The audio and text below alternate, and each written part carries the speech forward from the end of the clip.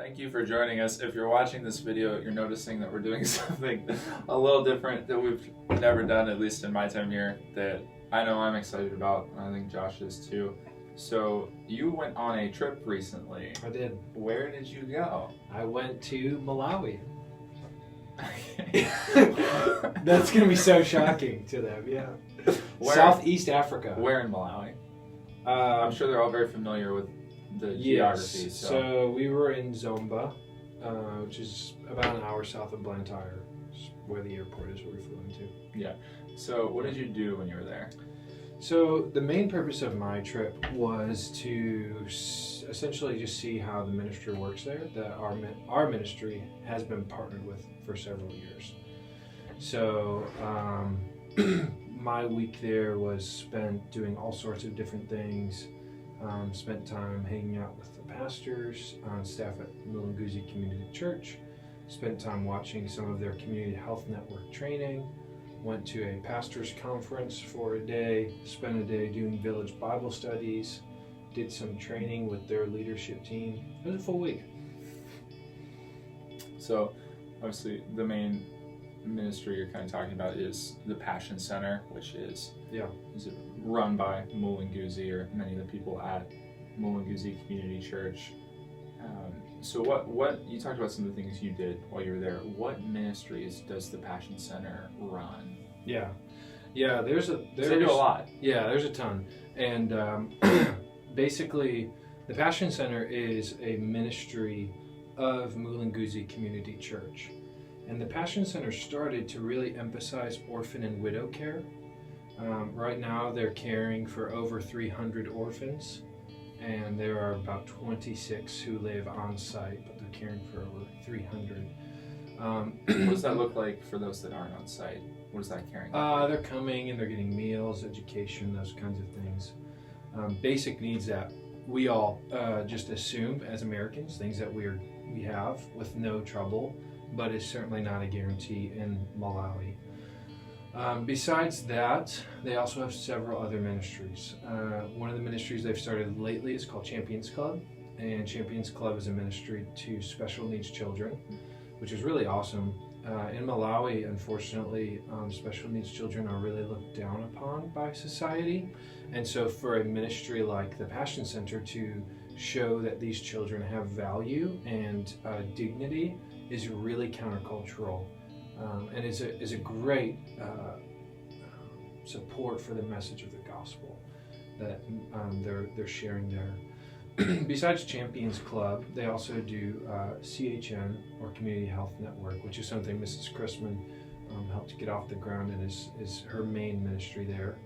And basically what they do is they train volunteers who live in different villages, and right now there's around 80 people who they've trained who are canvassing 150 villages, and they're going and basically doing preventative care for things like HIV and other diseases that are treatable, all along sharing the gospel. And so this has caused churches to sprout up, and Mulunguzi Community Church has now planted 5 churches in different areas, and I know they're looking to plant more, which is really awesome. Another ministry that Passion Center is involved with is Child-Headed Household. I had the pleasure of spending a day with Abusa Stewart Banda, which... What does Abusa mean? Abusa means pastor. In Chichewa, it literally means shepherd with honor. That's what Abusa means. And so spent a day with him, and he is a treasure. And he basically oversees 22 child-headed households, and that is exactly what it sounds like. There's no parent in the home, and he's going to all these different houses that consist of 60 children, and basically he's the father figure in those homes, and he's going to those different villages. He typically goes on just his motorcycle with a guitar strapped to his back, and he goes and does Bible studies, and he cares for these kids, and they reach out to him if they're sick or need anything. So it's another ministry that the Passion Center is doing. Something else that's really exciting too is they have a desire, Abusa Palira, Abusa Saul, and others, to train other pastors. And so they've started the Passion Center for Pastors, where they're going to 5 different regions around them. And at each region, they're training anywhere from 80 to 200 pastors who are village pastors who've never received any formal biblical training, never been taught how to teach scripture, and some are just regurgitating messages they hear on the radio, which is often filled with prosperity theology, Pentecostalism, Catholicism, not a lot of really solid biblical Orthodox Christianity. And so these two men, along with some pastors in the States, are going to these sites and training around 800 pastors right now to be faithful men in those villages, leading churches and advancing the message of the gospel. So they do a lot of stuff, and it's quite incredible to watch. And I know even that's all happening at the Passion Center in Mulunguzi, but I know they're looking to even start Passion Centers at other spots, which is really exciting to see happen.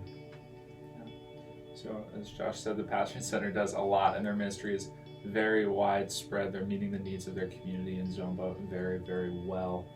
So Passion Center does a lot. You did a lot while you were there. What would you say was the highlight of your trip?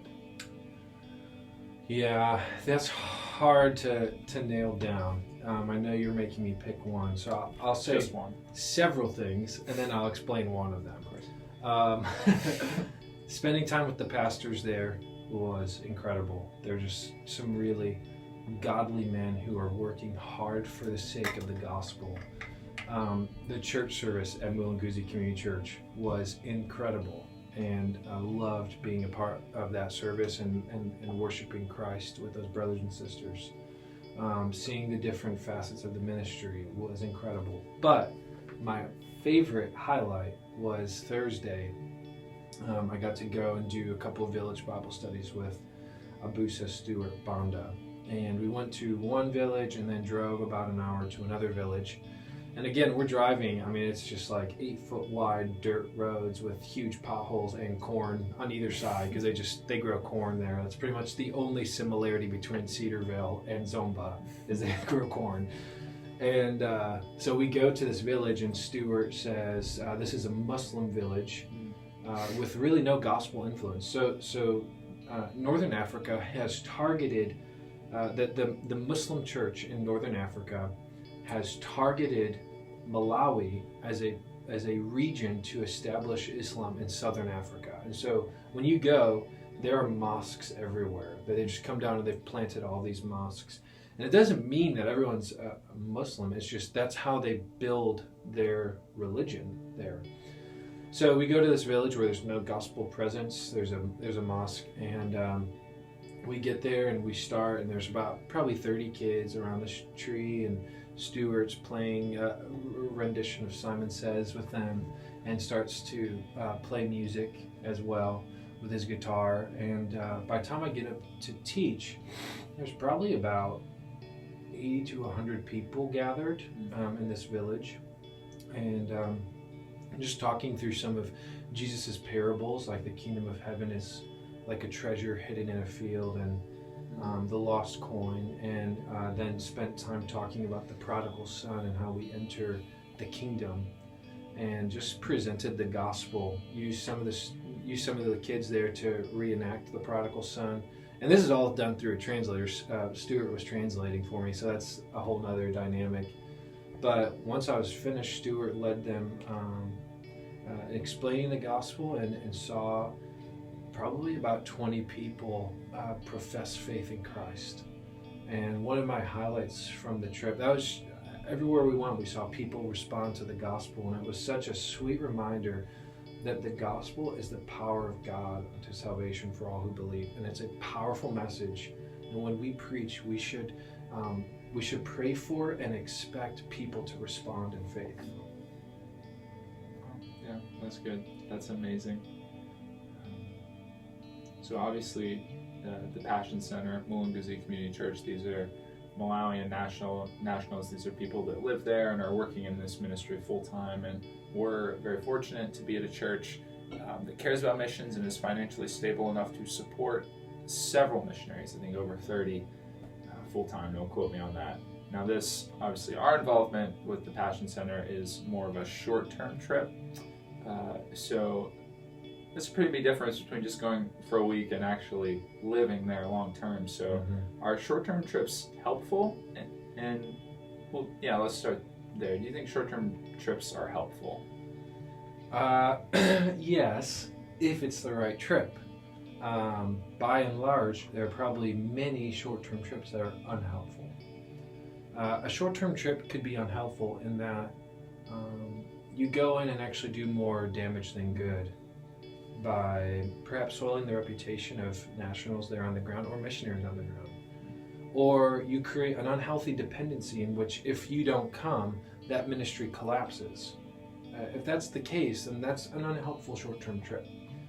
But the kind of partnership that we've developed with the Passion Center and Mulunguzi Community Church is helpful. In fact, one of the things I was going to find out is if that was the case.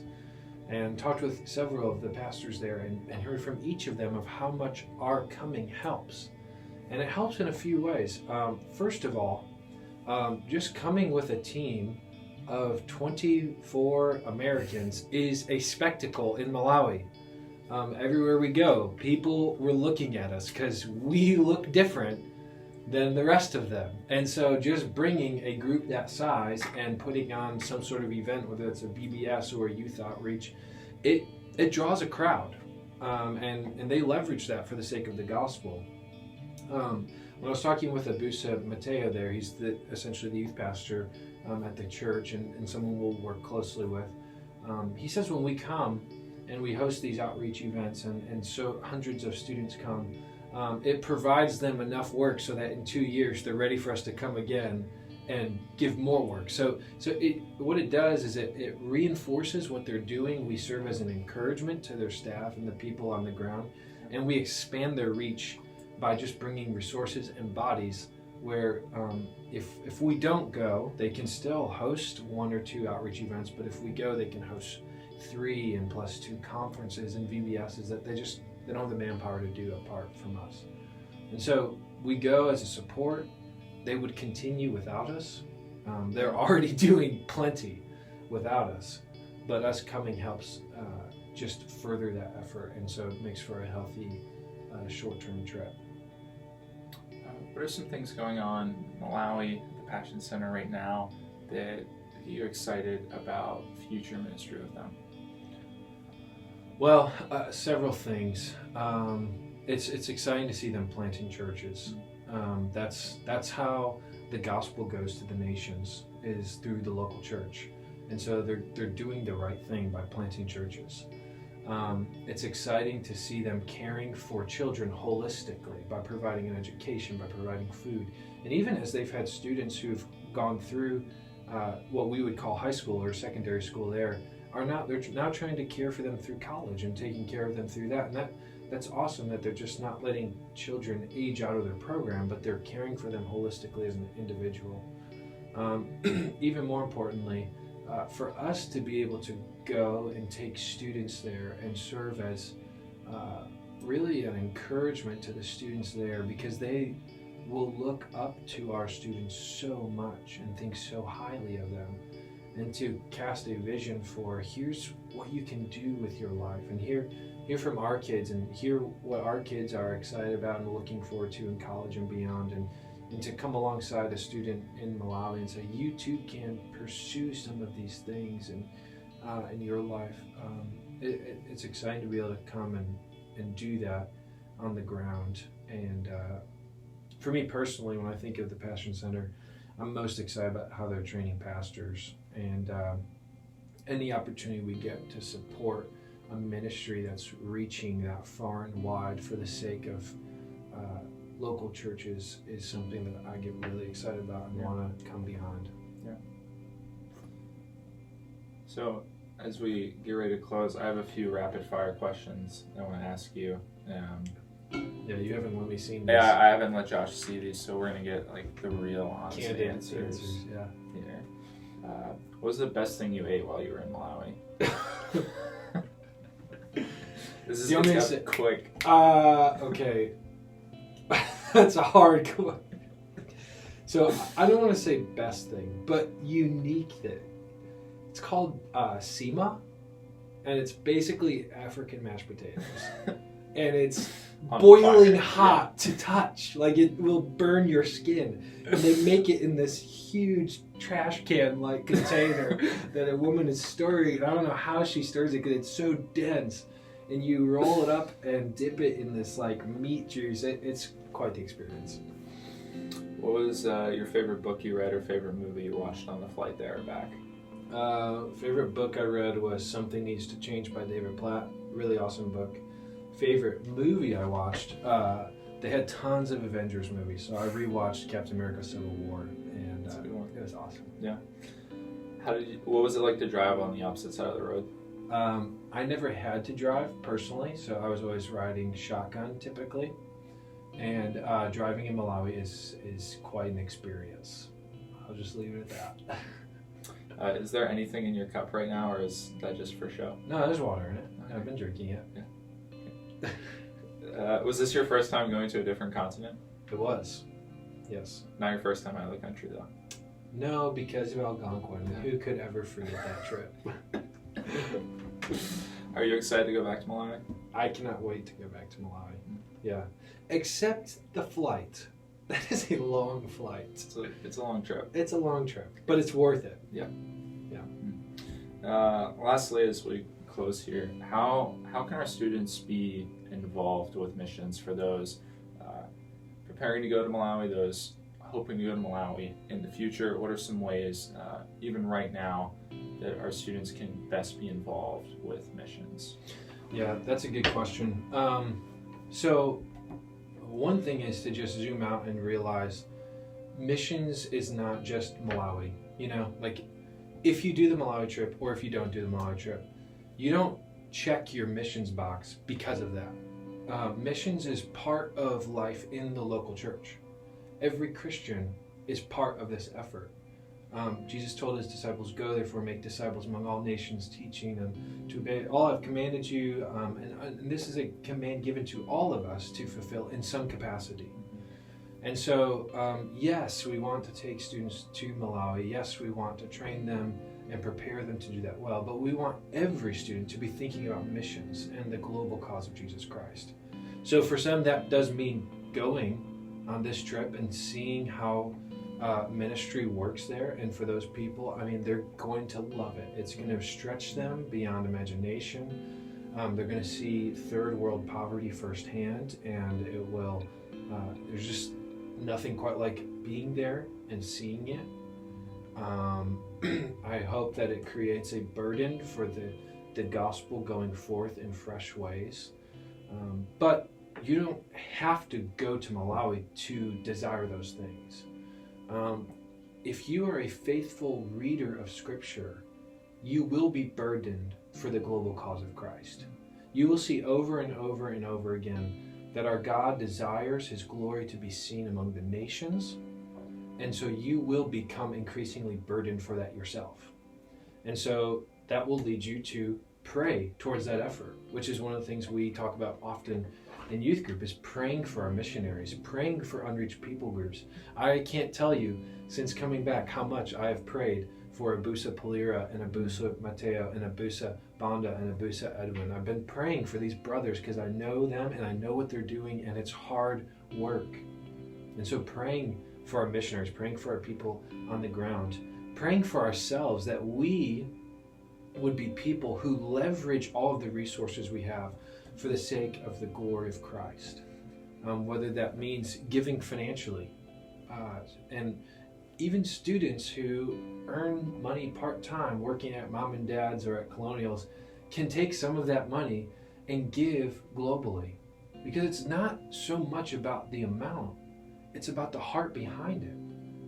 And God loves cheerful givers who give because they want to see this message go forward. And so consider what that might look like.